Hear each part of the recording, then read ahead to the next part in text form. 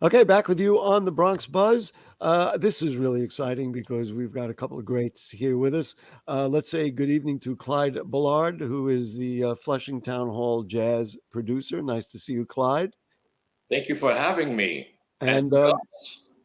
thank you. Happy holidays to us all. Yes. And Lewis Hayes, ladies and gentlemen, I'd say we should get a drum roll for Lewis Hayes. He is a world-renowned drummer, jazz drummer, NEA National Endowment of the Arts Jazz Master. It is just a pleasure to have you on the program, Lewis. It's great to be here. Wow. Great.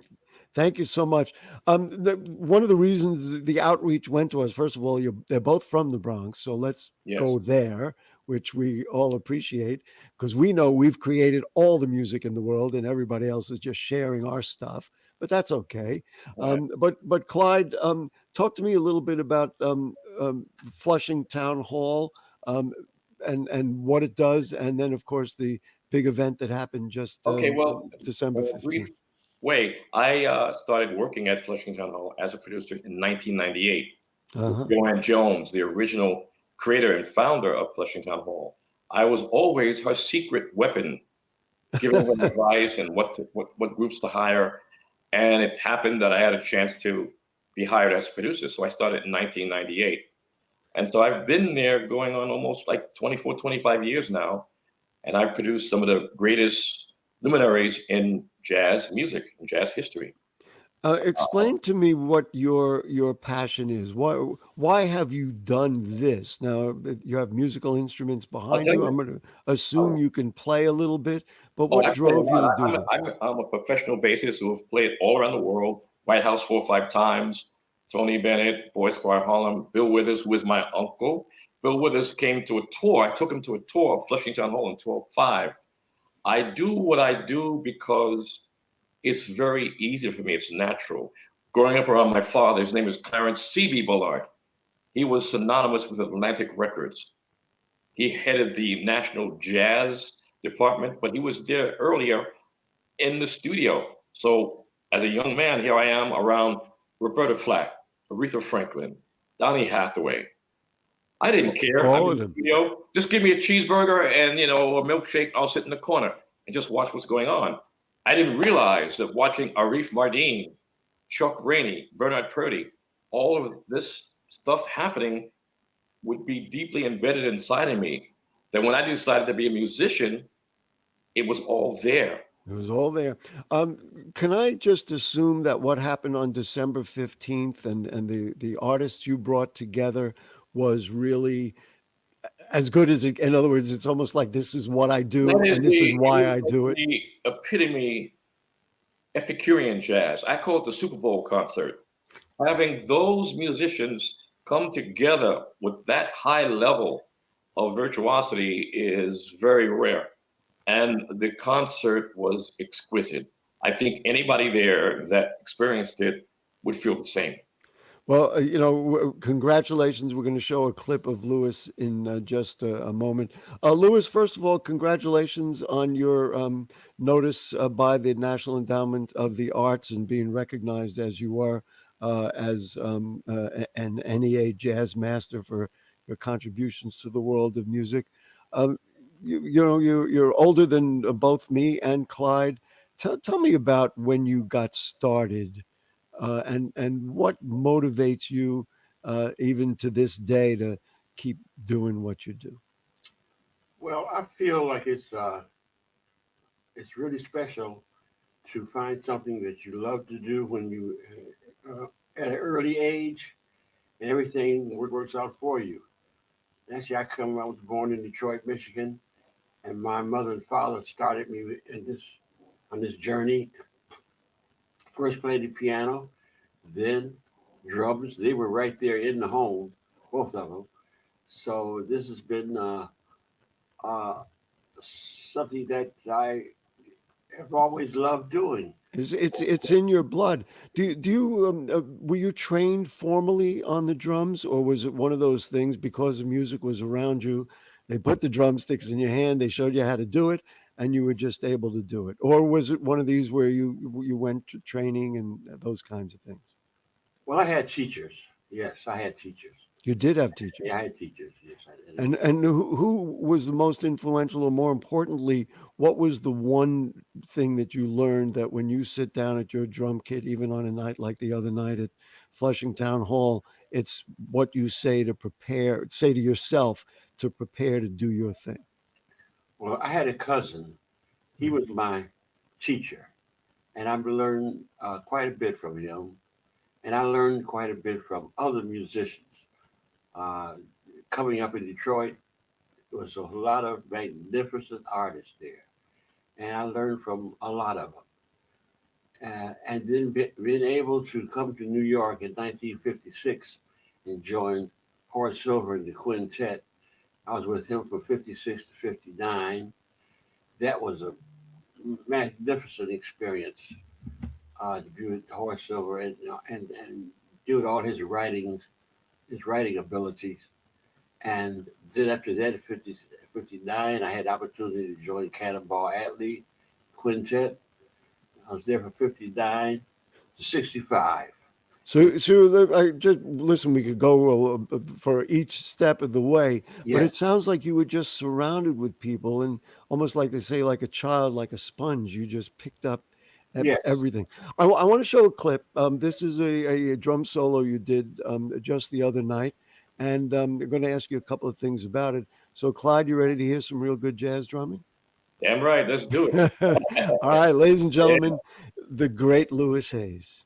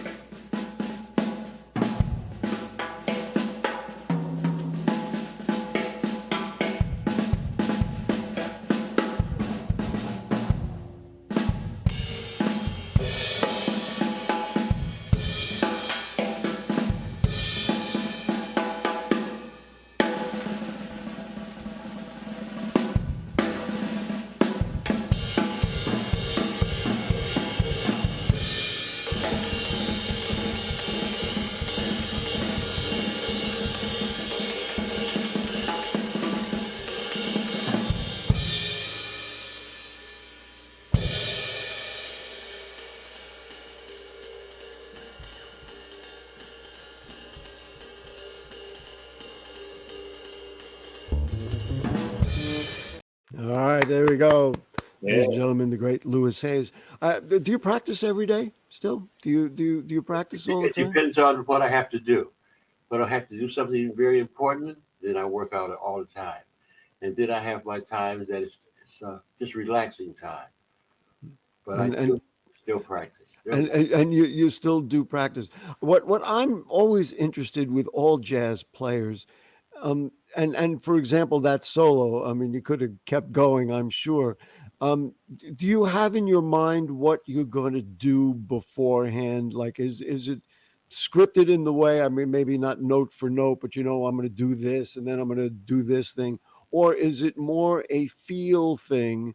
That you just say, okay, well, this was what makes sense to do next. The latter part of what you said, Latter part, wow. that's exactly right. Do you are you ever surprised yourself? You say, wait a minute, Mhm. where did that come from, kind of thing? Or at this point, I didn't want to shout about how your age, but you're in your 80s and you've been doing this a long time. Are you ever surprised? You say, wow, that was new, or is it really at this point, man, you're just mining all that stuff that you know? Yes, it depends on the night and how I'm feeling and what other musicians, what I get from them and the audience. So it depends on a lot of things. But I surprise myself still at this time of my life. I'm still enjoying it. So one question about what happened the other night. So this was December 15th at Flushing Town Hall. Yes, I'm sure, because you mentioned Cannonball Adderley and other musicians you played with, being surrounded by the top of the game is probably about as inspiring as you can get. yes, it's a great honor I to have a do question for Mr. Hayes also. it. Ask away, my friend. There is another great Detroit musician, uh, NEA Jazz Master Barry Harris, a pianist. Did you ever get a chance to play with him? We made history together Really? We've been a big history together since we were in Detroit. But here in Wow. New York, uh, we played. He played with Cannonball Alley for a period of time also, and we recorded together.